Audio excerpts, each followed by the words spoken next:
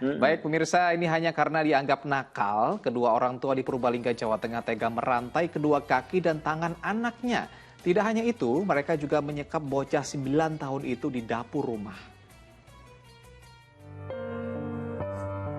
Beberapa hari terakhir, Asrofi tak lagi dapat bermain dengan teman-teman sebayanya. Bocah warga Kalimanah Kulon, Purbalingga ini terpaksa memendam niat karena tak leluasa bergerak. Tangan dan kakinya dirantai, dan ia pun disekap di salah satu sudut dapur rumahnya. Ironis, tindakan yang menimpa bocah 9 tahun ini justru dilakukan kedua orang tua kandungnya sendiri. Perlakuan tidak manusiawi ini diketahui para tetangga saat melewati dapur rumah milik pasangan Arif Pratikno dan Weli Mimosa. Mereka pun melaporkan temuan ini ke pihak desa dan polisi setempat. Betul ada seorang anak kecil yang mana sedang dirantai oleh orang tuanya yang di situ dengan kondisi yang kurang bahagia. Mengenaskan ya? Iya, mengenaskan. Terus apa yang dilakukan pihak desa Pak sekarang? Pihak desa sekarang langsung sudah bergerak, sudah melaporkan dan sudah menegakkan yang bersangkutan sekarang sedang ditangani di Polres Purbalingga. Aparat desa Kalimanah Kulon tidak mengkonfirmasi hal ini kepada orang tua bocah naas itu. Alasannya, tindakan itu dilakukan untuk memberi efek jerah Asrofi yang dianggap nakal. Kedua orang tua bocah malang itu kini harus berurusan dengan polisi. Mardianto melaporkan dari Purbalingga, Jawa Tengah.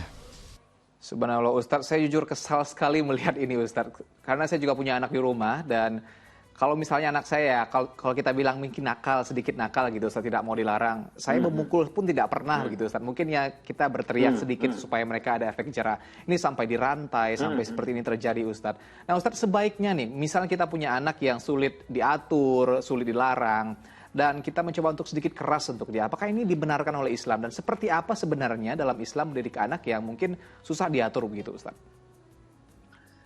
Ya, terminologi pukulan ya, sebagai hukuman kepada anak disebut di dalam Al-Quran. Kepada istri, ya kalau anak tuh di dalam hadis ya. Misalnya muru auladakum bis-shalah wa hum abna'u sab'i sinin wadribuhum 'alaiha wa hum abna'u asyri sinin. Jadi ada kata wadribuhum ya, pukul dia pada usia 10 tahun kalau dia belum mau sholat.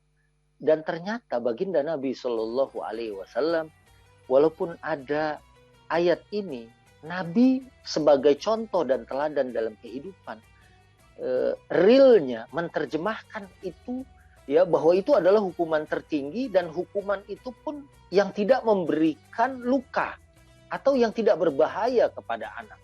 Tapi Rasulullah sama sekali tidak pernah melakukan pemukulan itu, ya dan berarti inilah sesungguhnya terjemahan yang ada di dalam Al-Quran dan hadis, karena Nabi memang innama bu'itsu liutammima makarimal akhlaq. Memang diutus untuk menyempurnakan akhlak, dan beliau tampil di dalam kehidupan ini sebagai teladan itu dengan contoh dan teladan yang baik. Nabi lebih mengedepankan nasihat, kemudian juga kalaupun harus misalnya beradu argumentasi, wajadilhum billati hiya ahsan. Lakukanlah argumentasi itu dengan cara-cara yang paling baik. Ya, jadi cara seperti ini ya saya juga sebagai orang tua ya harus ya hati-hati, karena memang dalam surat At-Taghabun ayat 15, a'udzubillahi minasyaitonirrajim, bismillahirrahmanirrahim, innama amwalukum wa auladukum fitnah wallahu indahu ajrun azim. Ya, jadi innama amwalukum wa auladukum fitnah, sungguhnya harta dan anak kita itu adalah merupakan cobaan, merupakan ujian buat kita, merupakan fitnah. Wallahu indahu ajrun azim. Dan apabila kita sukses mendidik atau mentarbiyah mereka dengan kelembutan, malah kalau kita dapatkan hadis-hadis Nabi Shallallahu Alaihi Wasallam, Allah itu menyukai kelembutan. Innallaha yuhibbur rifqa. Ya. Innallaha rafiqun yuhibbur rifqa. Ya, Allah itu begitu lembut dan penyayang, suka terhadap orang-orang ya yang mengedepankan kelembutan, apalagi di dalam mendidik istri dan anak-anak ya. Dan ternyata apabila seorang ya menggunakan kelembutan ini dengan nasihat yang baik, dan itu adalah ajaran dari baginda Nabi SAW, itu lebih disukai oleh Allah dan lebih Allah berikan petunjuk dan bimbingan untuk mengarahkannya menjadi anak-anak yang soleh dan solehah.